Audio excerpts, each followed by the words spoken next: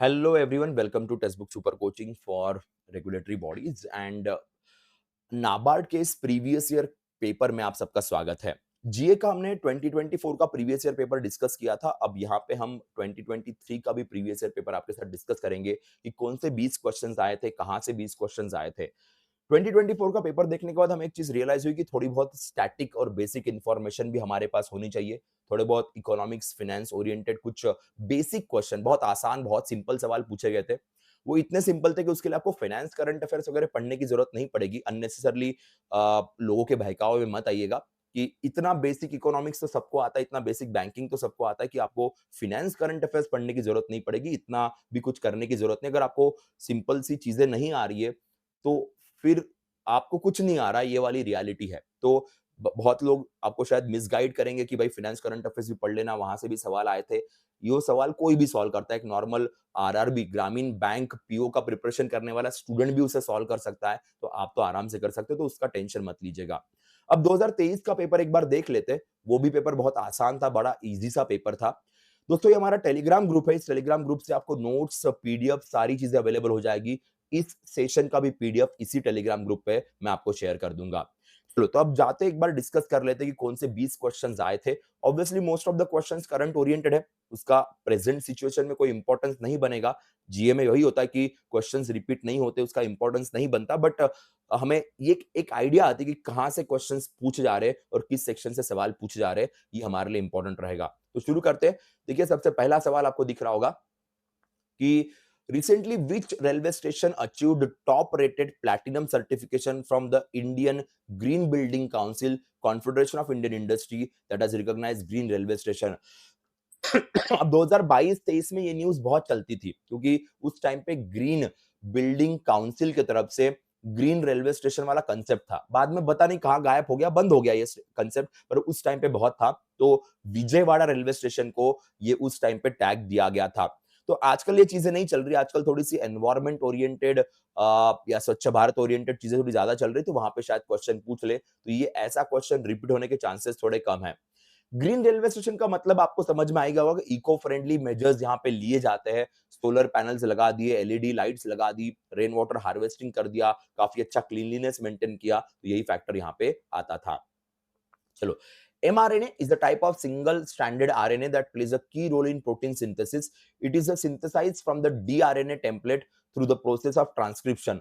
What does mRNA stands for? In 2024 2023 Nobel Prize in Physiology Medicine was awarded. तो basically Nobel prize को लेके, अब जो Nobel prize मिलता है, नोबेल प्राइज क्यों दिया गया, किस रीजन से। कई बार क्या होता है, नोबेल प्राइज जीतने वालों का नाम हम देख लेते हैं, पर नोबेल प्राइज क्यों मिला ये हम कंसेप्ट कई बार नहीं देखते। एमआरएनए हम सब लोग जानते हैं, बचपन में सबने स्कूल में पढ़ा होगा, मैसेंजर आरएनए की बात होती है। इस बार जो नोबेल प्राइज मिला, यहाँ पे भी 3 लोग हैं, फ्रेड रसल, साकागुची, बाराको, इन 3 लोगों को नोबेल प्राइज मिला। पर ये नोबेल प्राइज मिला हुआ है रेजिस्टेंस पावर जो बॉडी के अंदर क्रिएट होता है, उसके एंगल में ये नोबेल प्राइज मिला हुआ है। तो नोबेल प्राइज विनर्स को नोबेल प्राइज क्यों मिला, ये चीज थोड़ी देख लीजिएगा, वो इंपॉर्टेंट रहेगा। मैंने लास्ट टाइम भी इसके ऊपर बात की थी। देखिए, in a ground breaking move, central railway new Amaravati station has become the first station in Bhusawal division in the third station of the Central Railway to be fully managed by women staff, also known as a pink station.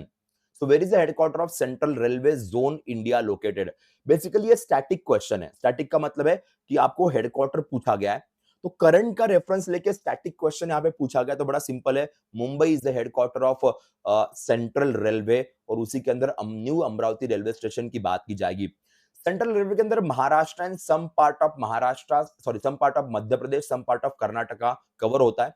Chhatrapati Shivaji Maharaj terminal जो मुंबई है, वहां पे इसका headquarter है, यही से काम करता है। तो ये फैक्टर ध्यान रखिएगा, ठीक है। आगे बढ़ते हैं। In 2002, a company, which company was founded by Elon Musk with the goal of revolutionizing aerospace industry and making space travel more affordable? ये सबसे आसान सवाल था। इसका जवाब किसी ने भी गलत नहीं किया। अगर इसका जवाब भी आप गलत कर रहे हो, तो फिर आपने जनरल अवेयरनेस में जिंदगी में कुछ नहीं पढ़ा, आपको पता ही नहीं दुनिया में क्या चल रहा है, ये माना जाएगा। तो बड़ा सिंपल सवाल था। नाबार्ड के क्वेश्चंस सही में इतने इजी आते हैं कि अगर आप 10% भी सीरियस हो नाबार्ड एग्जाम को लेके, तो भी आप जीए के सवाल सॉल्व कर सकते हो, इतनी कैपेसिटी आराम से बन जाती है। 20 में से मिनिमम एक 10 टू 12 क्वेश्चन तो आप बहुत एक्यूरेसी के साथ सॉल्व कर पाओगे। अगर आप 10% भी सीरियस हो नाबार्ड के एग्जाम को लेके, तो वही फैक्टर यहाँ पे स्पेसिक्स को देखने को मिला। नेक्स्ट क्वेश्चन देखते हैं। निर्मला जी इज अ की political figure in India known for her role in promoting fiscal responsibility, economic development. Which of the following institution is currently headed by Nirmala Sitharaman? This is a very very easy question. Okay. अब यहाँ पे options को लेके आपके दिमाग में doubt आ सकता है कि सर एफएसडीसी की भी तो चेयरपर्सन वही होती है, फिनेंस मिनिस्टर भी वही है, जीएसटी काउंसिल के भी चेयरपर्सन ये फिनेंस मिनिस्टर ही होते हैं। तो ये बात बिल्कुल सही है। ये जो तीनों यहाँ पे आपको दिख रहे हैं, ये तीनों की तीनों चीजें निर्मला जी के अंडर आती है। But she is the head of GST council being finance minister. She is the head of financial stability development council being the finance minister. तो अगर मुझे मोर एक्यूरेट आंसर मार्क करना है तो पहली उनकी रेस्पॉन्सिबिलिटी फाइनेंस मिनिस्टर की है। वो फाइनेंस मिनिस्टर है, इसीलिए she is the head of FSDC and she is the head of GST council. वो जीएसटी काउंसिल की हेड है, इसलिए फाइनेंस मिनिस्टर नहीं है। okay? इसीलिए अगर मुझे मोर अप्रोप्रिएट आंसर मार्क करना है तो ऑफकोर्स हम फाइनेंस मिनिस्टर मार्क करेंगे। She is also handling the responsibility of corporate affairs minister right now. तो मिनिस्टर्स के मिनिस्ट्री को लेके भी सवाल एग्जाम में कई बार आते हैं। यहाँ पे निर्मला जी के बारे में बड़ा रंगीन तरीके से फ्रेम करके सवाल पूछा गया, बड़ा बेहतरीन तरीके से फ्रेम करके सवाल पूछा गया। शायद किसी और मिनिस्टर के बारे में भी पूछ सकते हैं। ये मत सोचेगा कि निर्मला जी के बारे में ही सवाल पूछेंगे, किसी और मिनिस्टर के बारे में भी सवाल आ सकता है, तो थोड़ा सा आपको ध्यान रखना पड़ेगा। Now UNESCO world heritage list के बारे में सवाल पूछा गया था कि which of the following is not included in the UNESCO world heritage list. अभी 44 साइट्स है जो यूनेस्को के लिस्ट में आती है। 44 अभी रिसेंटली जो मराठा डायनेस्टी के जितने भी फोर्ट्स है उनको इंक्लूड किया गया। वेस्टर्न घाट बायोस्फीयर रिजर्व का पार्ट है। Western Ghat is not the part of UNESCO world heritage list, is the part of biosphere reserve. अभी जो मराठा डायनेस्टी के 12 फोर्ट्स को इंक्लूड किया गया, उन सबको इकट्ठा इंक्लूड किया गया, तो सब मिला के एक है मराठा डायनेस्टी के। उसमें से कुछ फोर्ट्स वेस्टर्न घाट एरिया में भी आते हैं। इसका मतलब ये नहीं कि वेस्टर्न घाट को यूनेस्को हेरिटेज लिस्ट में डाल दिया गया। Western Ghat is a biosphere reserve heritage list में जो है 44 साइट्स है, ये ध्यान रखिएगा। ठीक है, मैं आगे बढ़ता हूं। Women reservation bill reserves 33% seats in Lok Sabha state legislative assemblies for women, passed by the Lok Sabha Rajya Sabha in 2023. अब ये करंट वाला सवाल है। सवाल ये पूछा गया, which constitutional amendment act provide reservation for SC/ST women in Panchayati Raj institution. तो करंट रेफरेंस देके स्टैटिक क्वेश्चन पूछा। अब कई सारे लोग उस टाइम पे बड़े कंफ्यूज हो गए थे कि सर पॉलिटी पढ़नी पड़ेगी, कॉन्स्टिट्यूशन पढ़ना पड़ेगा। नहीं, अगर आप करंट अफेयर्स अच्छे तरीके से पढ़ रहे हो, सही सही सोर्स से पढ़ रहे हो, सही नजरिए से पढ़ रहे हो, तो ये तो आपको पता होना ही चाहिए। तो नॉर्मल जनरल करंट अफेयर्स के अंदर भी आता है, इसके लिए आपको कुछ पीआईबी अलग कुछ पढ़ने की जरूरत नहीं पड़ेगी, सिंपल तरीके से भी ये कवर हो जाएगा। तो 73rd कॉन्स्टिट्यूशनल अमेंडमेंट एक्ट तो बेसिक क्वेश्चन था, और ये क्वेश्चन बनता है क्योंकि जब आप करंट अफेयर्स पढ़ते हो तो करंट अफेयर्स पढ़ते वक्त बेसिकली ये जानकारी आपके साथ शेयर यूजुअली की जाती है। Now next question, identify the incorrect pair about the option. अब यहाँ पे कंट्रीज के प्रेसिडेंट, प्राइम मिनिस्टर के और कौन सी कंट्री इनकरेक्ट पेयर पूछा गया था के, अभी भी इनकरेक्ट यही बनेगा, अभी भी इनकरेक्ट वही बनेगा। ऑब्वियसली थाईलैंड के प्राइम मिनिस्टर चेंज हो चुके, ऑटिन चारापुरा वुल्कल के बिकम द प्राइम मिनिस्टर, तो ये चेंज हो चुके, बाकी सबके सब एज इट इज है। ईरान में प्राइम मिनिस्टर ये पोस्ट नहीं है, ईरान में प्रेसिडेंट ये पोस्ट है। प्राइम मिनिस्टर ये पोस्ट खत्म हो चुकी है ईरान में, तो इसीलिए ये आंसर करना बहुत आसान था। अब बहुत सारे लोग कह रहे थे कि हमें याद ही नहीं रहा। आपको सिंपल सी एक बात पता होनी चाहिए, किस देश में प्राइम मिनिस्टर की पोजीशन है, किस देश में प्रेसिडेंट की पोजीशन है। तो प्राइम मिनिस्टर की पोजीशन ईरान में होती ही नहीं है, वहां पे प्रेसिडेंट की पोजीशन है। प्राइम मिनिस्टर इस पोजीशन को उन्होंने बर्खास्त कर दिया है। तो अगर आपको ये पता है अगर आप इसके बारे में थोड़ा बहुत भी जानते हो तो आपको नाम याद करने की जरूरत नहीं पड़ेगी, आप आराम से। तो क्वेश्चन इजी था, क्वेश्चन बहुत इजी था, एक कॉमन सेंस वाला सवाल था, क्योंकि ईरान और भारत के रिलेशंस हमेशा हर साल न्यूज में रहते हैं, और वो तो इतना तो हम पढ़ते ही है जब भी किसी कंट्री की बातचीत होती है। अब ये क्वेश्चन प्योरली करंट अफेयर्स वाला है। Top 3 cities national smart city award. आजकल स्मार्ट सिटी का भी कंसेप्ट ऑलमोस्ट खत्म हो गया, कोई स्मार्ट सिटी के ऊपर आजकल बात नहीं करता, तो ये सवाल रिपीट नहीं होगा। हाँ, स्वच्छ भारत अभियान को लेकर शायद सवाल पूछ सकते हैं। उस टाइम पे छत्तीसगढ़, देन मध्य प्रदेश के एंड उसके बाद हम बात करते हैं गुजरात। इन 3 स्टेट्स को अवार्ड मिले थे स्मार्ट सिटी के एंगल में, तो यही फैक्टर था। तो छत्तीसगढ़ से भिलाई, मध्य प्रदेश से इंदौर और गुजरात से सूरत। तो ministry of housing urban affairs ministry ने ये अवार्ड उस टाइम पे दिए थे। आजकल ये अवार्ड नहीं दिए जा रहे हैं, इसके ऊपर आजकल बात नहीं हो रही है। नाउ ये भी एक स्टैटिक वाला सवाल है, थोड़ा सा साइंस एंड टेक्नोलॉजी को लेके। Sounding rockets play a crucial role in collecting essential data. Okay, just one sec. Yeah, essential data for atmosphere, auroras, and the ionosphere, enhancing our understanding of weather, climate, communicating system. In what year was the first sounding rocket launch from the Thumba Equatorial Rocket Launching Station, Thiruvananthapuram?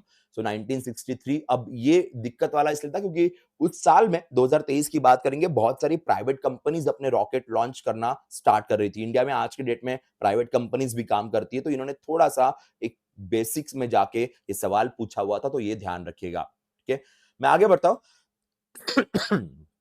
NATO, North Atlantic Treaty Organization, ये भी static question है। NATO चर्चा में इसलिए था because Ukraine को NATO join करना था और फिर उसके बाद वॉर स्टार्ट हुई थी। नाटो में नए मेंबर्स आने वाले थे। उस टाइम पे नाटो में 30 ही मेंबर थे, अभी नाटो में 32 मेंबर्स है। North Atlantic Treaty Organization. India is not the member of NATO. Sweden recently NATO का मेंबर बना हुआ है। 32 मेंबर्स आते आज के डेट में। इस बार शायद ब्रिक्स को लेके एशियान को लेके सवाल पूछने के चांसेस बहुत ज्यादा है because East Timor recently ASEAN की मेंबर बनी। इंडिया भी एशियान का मेंबर नहीं है, पर एशियान इंडिया के रिलेशंस काफी स्ट्रांग है, तो शायद एशियान को लेके सवाल इस बार आ सकता है।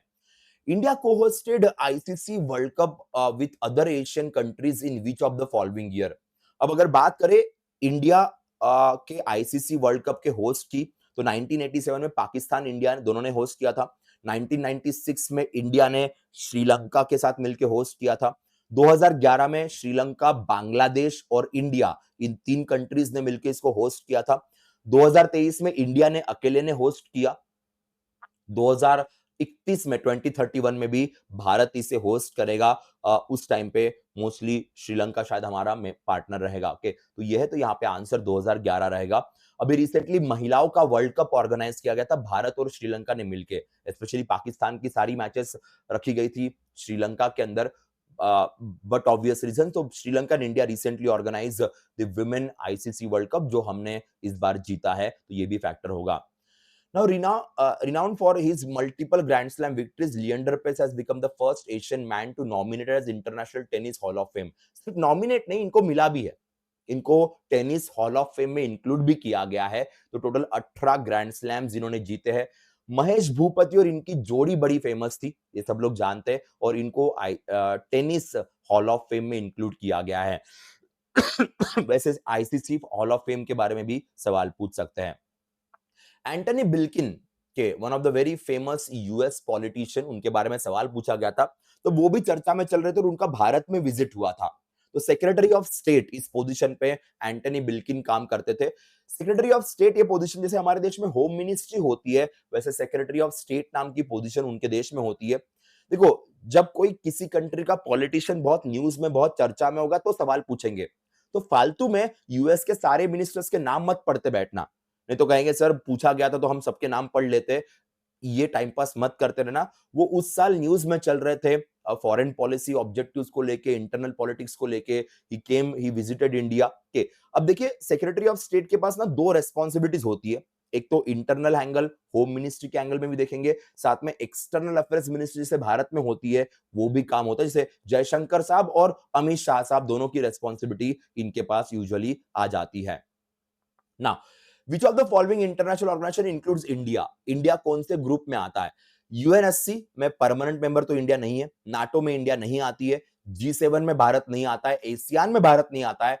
कॉड कंट्रीज में इंडिया, यूएस, जापान, ऑस्ट्रेलिया, सो कॉड में इंडिया आता है। ये बहुत सिंपल सवाल था, सभी ने ऑलमोस्ट इसका आंसर सही तरीके से मार्क किया था।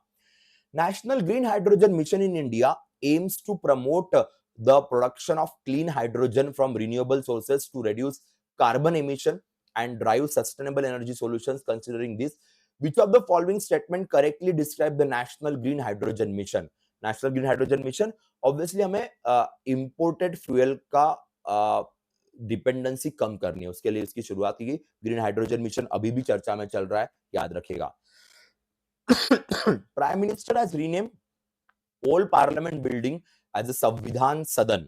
The new parliament building is now officially in now the official Indian parliament. What was the old parliament building previously known as? Okay, Britishers के टाइम पे imperial legislative council of India ये नाम इसको दिया गया था, ब्रिटिशर्स ने नाम दिया 1861 के एक्ट के तहत हमने उसे एस्टैब्लिश किया था। देन 1892 का भी एक्ट आया था, तो वही फैक्टर यहाँ पे है। 1927 में जो ल्यूटन एक बड़े फेमस आर्किटेक्ट थे, ल्यूटन्स दिल्ली आपने कंसेप्ट सुना होगा, तो दिल्ली की जितनी भी पुरानी चीजें सारी एडविन ल्यूटन के आर्किटेक्चरल कंसेप्ट के भरोसे ही क्रिएट की गई थी। That is a part. Now which initiative the government of India received prestigious national award for e-governance for application and emerging technology citizen centric services? स्वामित्व, survey of village and mapping with improvise technology in village area, स्वामित्व नाम की scheme है जो rural areas के सारे data collect करने के लिए, तो उनको नेशनल ई गवर्नेंस अवार्ड दिया गया था। पंचायती राज मिनिस्ट्री के अंदर ये कंसेप्ट आता है। Now, which organization as the NCRT partner to introduce comic book title Let's Move Forward aimed at instilling crucial life skills? Okay. अब देखो इसके लिए मैं आपको एक सजेशन दूंगा कि जो करंट बेस्ड क्वेश्चंस है मोस्टली लास्ट 3 मंथ्स अच्छे से पढ़ के जाना। जितने भी 2023 और 2024 में क्वेश्चंस देखने को मिले वो mostly last 3 months current affairs based देखने को मिले। तो अगर आप करंट अफेयर्स भी पढ़ रहे हो तो last 3 month should be your priority. बाकी नहीं पढ़ा, बाकी छोड़ दिया तो भी चलेगा, केवल 20 क्वेश्चन आ रहे हैं तो उसके लिए भी थोड़ा सा हमें स्मार्टली स्टडी करनी पड़ेगी। From August 1, 2023, Russia has introduced e-visa facility for Indians, allowing them to bypass the usual process of obtaining regular visa. The e-visa also available travelers from 54 other countries. How many days can travelers stay in Russia with the e-visa? तो 16 days के लिए आप Russia में रह सकते हो e visa पे। E visa हमारे देश में भी है, हेनलीज पासपोर्ट इंडेक्स आता है, उसके भरोसे ये चीजें आती है। तो that was the paper in 2023। Easy paper है और most of the questions current based थे। स्टैटिक क्वेश्चन भी जो पूछे गए वो उस टाइम पे न्यूज में चल रहे थे, उसी नजरिए से या उसी एंगल में ये सवाल पूछे गए, ध्यान रखिएगा। तो दोस्तों टेलीग्राम ग्रुप है, यहाँ से नोट्स अवेलेबल हो जाएंगे। इसके अलावा मैं आपके साथ एक और इंफॉर्मेशन शेयर करना चाहूंगा जो आपके प्रिपरेशन पॉइंट ऑफ व्यू काफी जरूरी, काफी क्रूशियल रहेगी। तो हमारा बैच भी चल रहा है, उस बैच का भी आप पार्ट बन सकते हो। तो बैच में एनरोल कैसे करना है मैं आपको एक बार दिखा देता हूँ, that will be helpful for you. So how you can become the part of this, just 1 minute.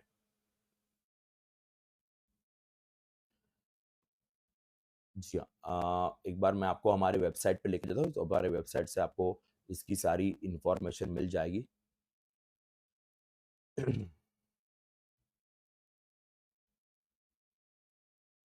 जी हाँ, ये हमारी वेबसाइट है, यहाँ पे सुपर कोचिंग आपको दिख रहा होगा, आप सुपर कोचिंग में जाइए। सुपर कोचिंग में अलग-अलग एग्ज़ाम्स की पूरी लिस्ट आपको दिखाई देगी कि कौन-सी एग्ज़ाम्स अवेलेबल है, तो आप यहाँ देख सकते हो। यहाँ पे रेगुलेटरी बॉडीज़ एग्ज़ाम्स आपको दिखाई देगी, जहाँ पे रेगुलेटरी बॉडी सुपर पैक भी है। सुपर पैक में सारी एग्ज़ाम्स इंक्लूड होगी, आरबीआई की, नाबार्ड की, सेबी की, सारे एग्ज़ाम्स विल बी देयर। अगर आपको नाबार्ड्स में अलग में एनरोल करना है, तो अलग से भी एनरोल कर सकते हो। एनरोल करने के लिए आप प्राइसिंग में जाइएगा, प्राइसिंग में जाने के बाद यहाँ पे कूपन कोड अप्लाई कर लीजिए PUSHPAK। इस कूपन कोड से आपको यहाँ पे डिस्काउंट अवेलेबल होगा। सारी बैचेस है, क्रैश कोर्सेज भी है, बेसिक हमारी डिटेल बैच भी आपको मिलेगी, ARD के भी सेशंस मिल जाएंगे, जो कई बार स्टूडेंट्स की डिमांड होती है, वो भी सारे सेशंस यहाँ पे रहेंगे। जनरल अवेयरनेस तो होता ही है, वो भी आपके लिए इंपॉर्टेंट रहेगा। तो इस तरीके से आप यहाँ से प्रिपेयर कर सकते हो, that will be enough for you. ठीक है, sorry, so that will be enough for your exam preparation point of view. That's it, I'll stop here. Bye bye, take care। अच्छे से याद रखिएगा, टेलीग्राम ग्रुप पे आपको नोट्स मिल जाएंगे और यहाँ पे भी एनरोल करना मत भूलिएगा। बाय बाय दोस्तों, टेक केयर।